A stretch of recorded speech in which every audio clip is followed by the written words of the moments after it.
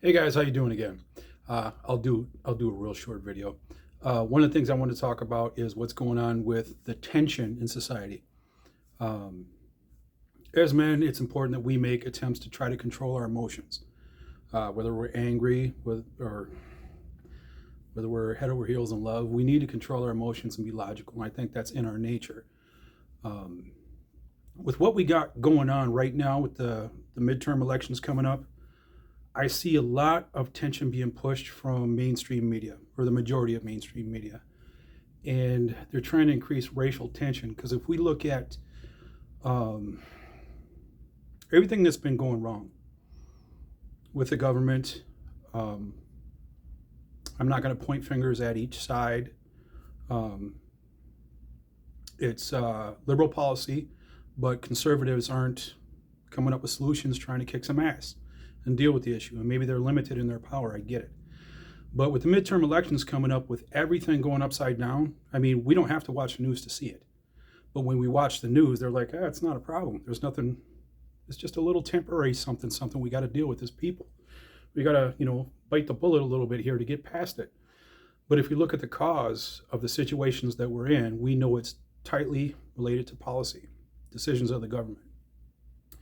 But with the midterms coming up, knowing that those failures are existing and not acknowledging those failures, I see a lot of, blatantly pushing racism, trying to sell racism, because pretty much,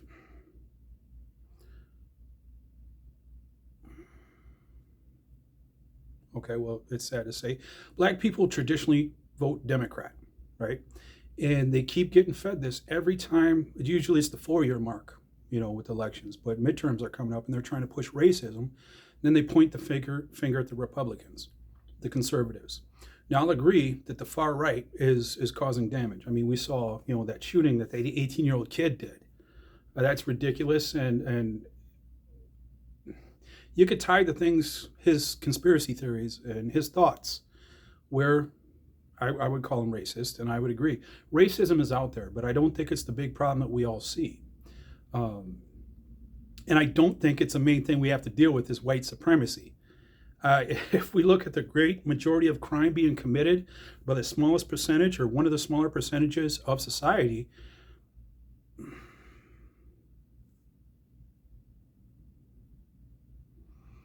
I don't know if we're ignoring the problem or the news media, including YouTube. And I'm on Crime Watch for the Twin Cities. I'm on Crime Watch for my neighborhood, and maybe they're racist too, because everything I see that comes up, not everything, but the majority of what I see comes up is BM, not bowel movement, black male. And we're gonna ignore this? No, I'm not going to. I don't give a shit, and I'm not racist. You can call me what you want to. We can have a discussion, and I'll kick your boots out from underneath you with my discussions. Okay, so if you want to pull that, I'll sit you down right next to me here. We can talk about it. I'm not racist, but I hit my views with practicality, right? And again, I'm not saying there's not white people committing crime, but when white people commit a crime against a black person, it's blown up over the news to try to act like we're in this white supremacy racist society that all white people or all Republicans hate black people.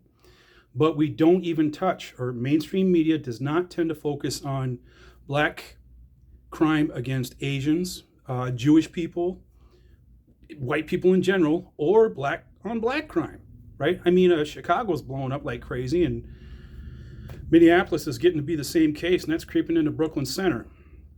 So it's growing and it's growing, and we're going to act like we don't see this, and we're going to say that white supremacy is the biggest problem in America.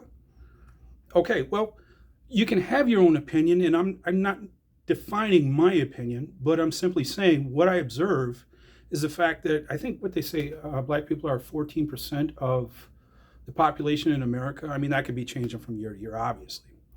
And now with the open border situation, that could be changing quickly. But with the midterm elections coming up, to increase the divide between us, is all they got. I'm getting a message. That's what they got because they know that their policies are failing right now. The government's policies are failing Americans, not the buddies of the politicians, because they're getting rich. We know that since COVID hit, we can see the financial divide increasing because the buddies of the government, and there's people taking advantage of the government, but middle class and beneath, we're getting hammered. We're getting hammered. And to try to say that racism is the problem or white supremacy is the problem is a distraction. That's a load of shit. Now, I would say economically, when we talk about crime,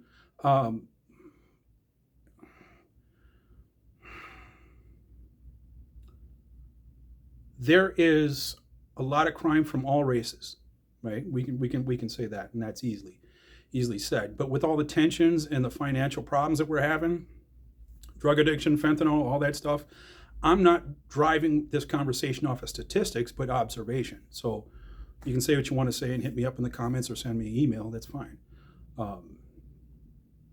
But for the people that are going paycheck to paycheck, they're feeling a lot more tension than people that they're upper middle class that have money in the bank and they don't have the same financial problems. So when things tighten up, they're okay.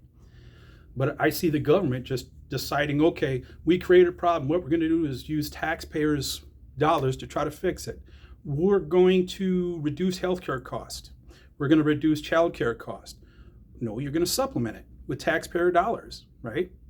So you got to fix the problem at the core, right? You don't fix cancer by breaking my foot so I don't focus on the cancer, and that's what's going on. You're going to create another problem if you do that. So with midterm elections coming up, I think it's important that we stay focused on not falling for the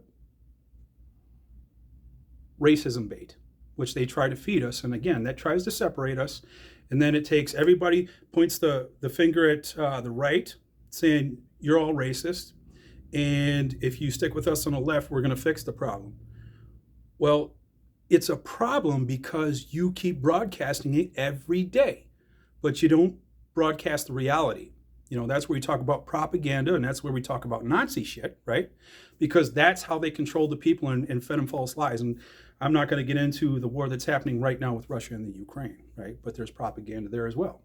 So if we have biased media, that's where the problem comes in, because they're going to feed you a narrative. They're going to try to feed you emotion to get you on board with what they're trying to tell you.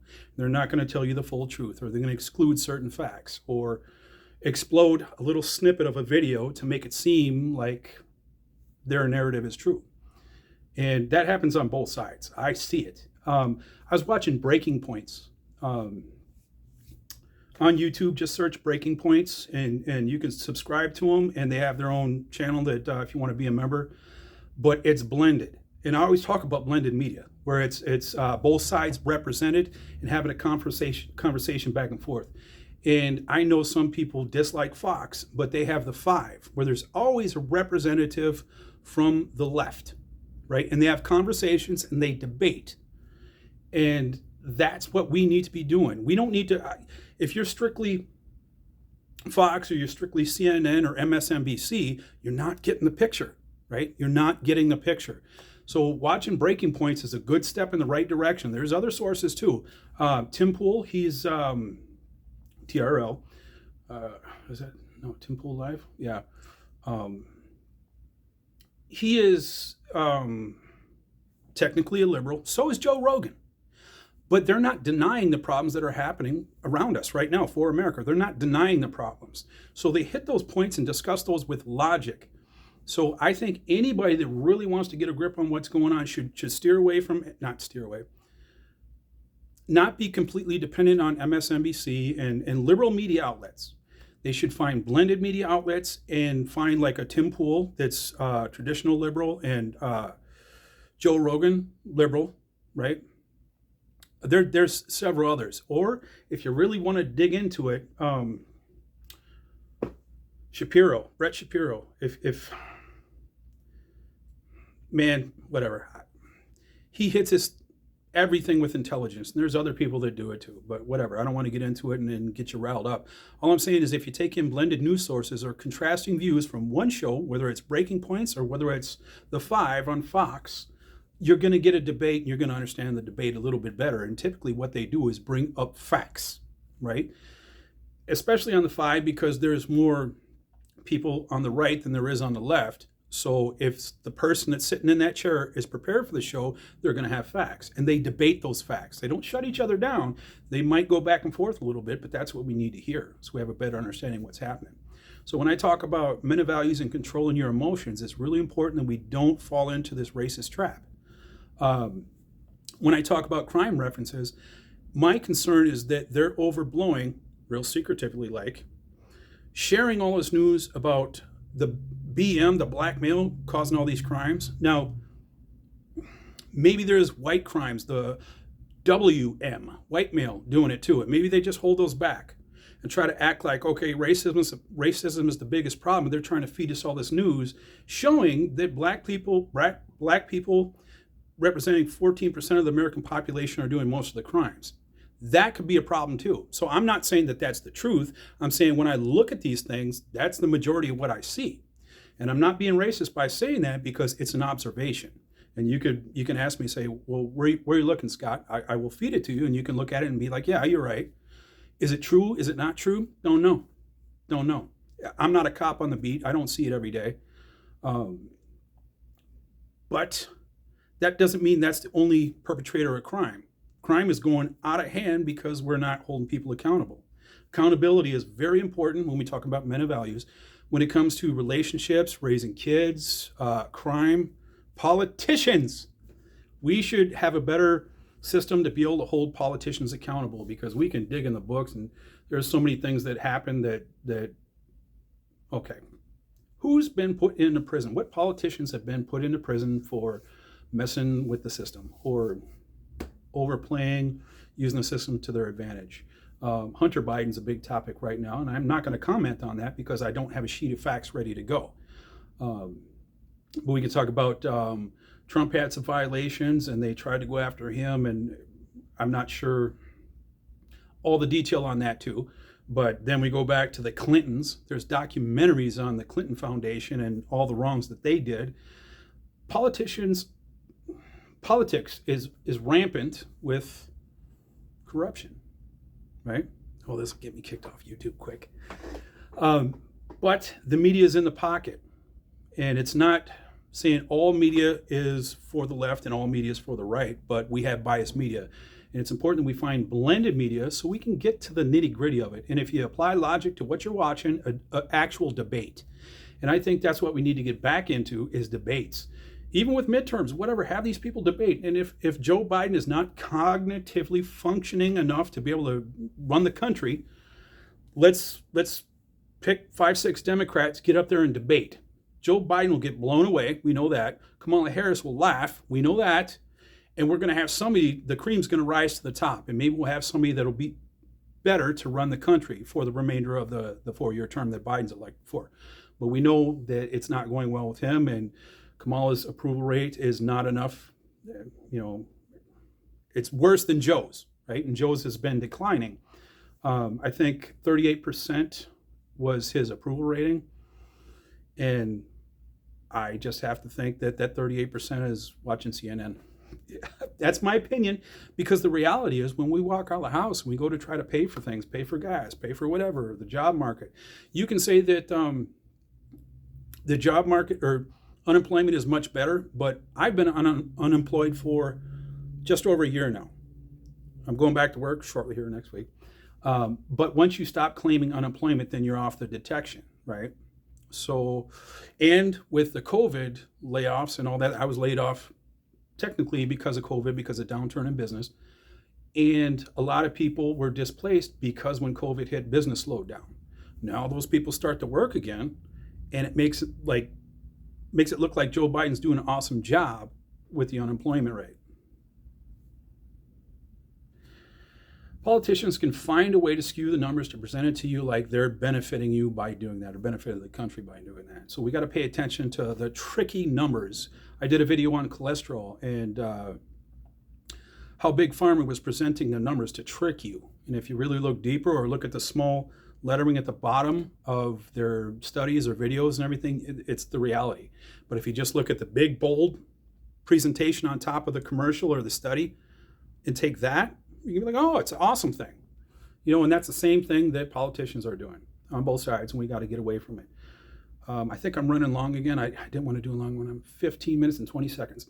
Okay, men of values, the aspect of this video is to control your emotions, and we're all a little bit more on edge, a little more angry, right? And quicker to snap, whether it's on our pets, our kids, our spouse, our friends, our place of employment. In traffic, I see it so much nowadays. It's growing and growing and growing, getting worse. There's disrespect, lack of civility.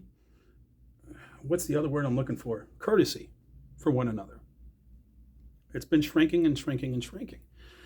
And I get that. That's a sign of the times that we're going through, and there's a lot of stress put on everybody. So, guys, try to control your emotions when you feel that you're about to snap. If it's in traffic, pull over. If it's on your spouse, maybe say, honey, I'm going to the bar. Whatever you need to do to not make the situation worse by not controlling your emotions. And as far as the whole racial situation I was talking about, that's for everybody. That's for men, women, all age groups, all races. You got to pay attention to what they're trying to push to us, because they're trying to separate us, trying to make us angry and lose control of our emotions towards each other, and not focus on our emotions toward our government that's been causing problems for us. And if you look at the deficit, I did this search the other day where I looked at each president's increase in the deficit. If you look at it, and Reagan was talking about it where it was going out of control. But if you look at the numbers, it's like, well, certainly didn't stop. It grew like crazy. I think Obama was in for 8 years, and he was a big offender of that. And there might be reasons. There's tragedies and things, or like COVID's going to cause it, the deficit to increase, because we got to take care of business, right? But then we got to open borders, and we're not vetting, right? And that's an expense. I hear, again, I'm not vetting this because I didn't see firsthand, that they all get $1,000 when they come here, and a cell phone with service paid for. And a lot of them, not a lot of them, I can't say that without having statistics. A fair portion of them are flown to cities throughout the United States. And what happens from there, I don't know, on trains and planes and whatever.